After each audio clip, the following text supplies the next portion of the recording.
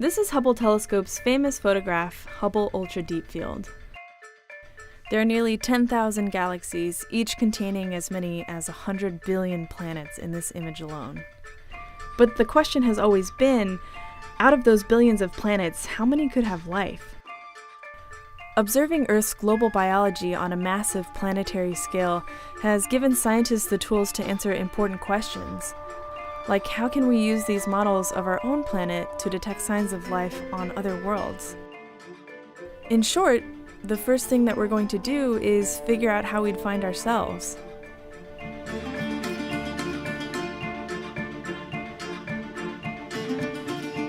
When I talk to people about this, about the search for life on all these planets we found around all these other stars, a very common response I get is this line from Contact. Well, if there isn't anything out there, it would be a horrible waste of space, which is a wonderful line.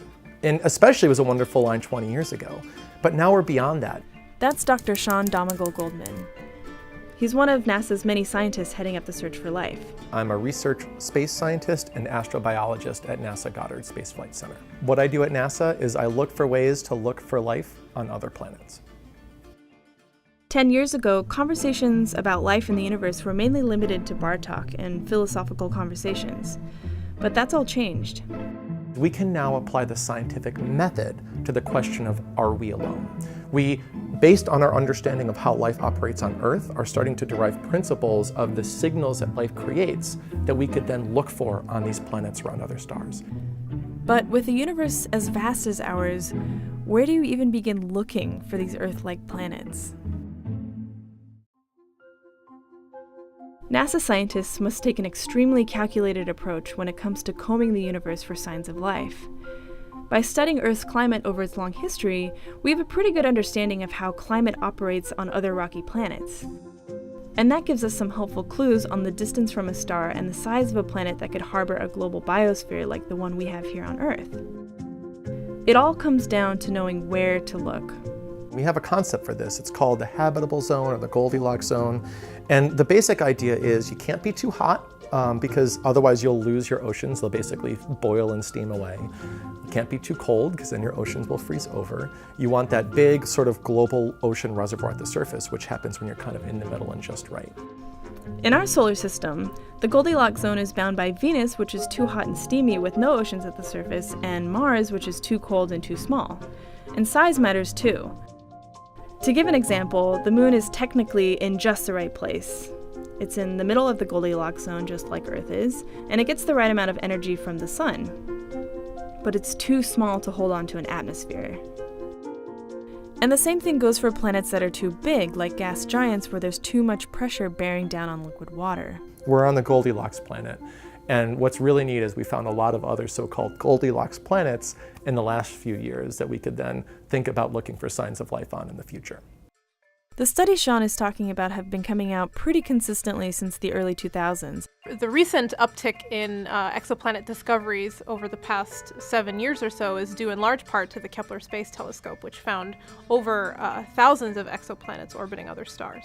One cluster of planets after another, astrophysicists have discovered a mind-blowing number of worlds that are the right size and distance from their star to potentially have conditions for life similar to Earth. The most amazing thing that Earth has taught us is that life can really exist in very dramatic environments, from really hot environments in the middle of a desert to really cold environments with little light at the very bottom of our ocean.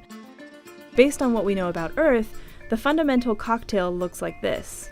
You need liquid water, the right atmospheric gases, and, if you're lucky, specific global signs of life.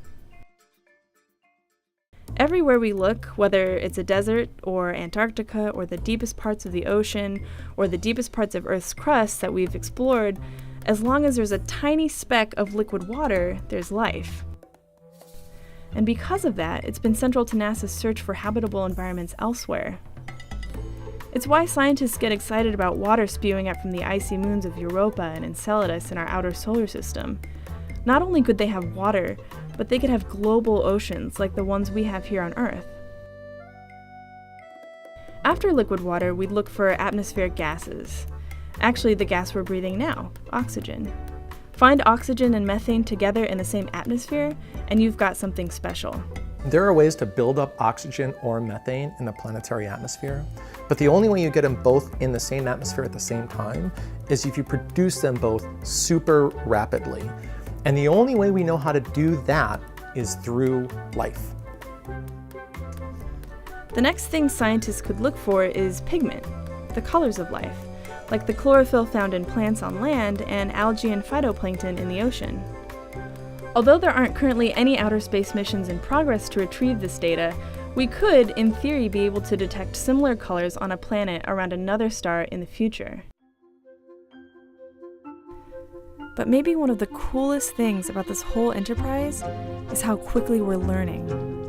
I firmly believe that one of two things is going to happen in the course of my scientific career.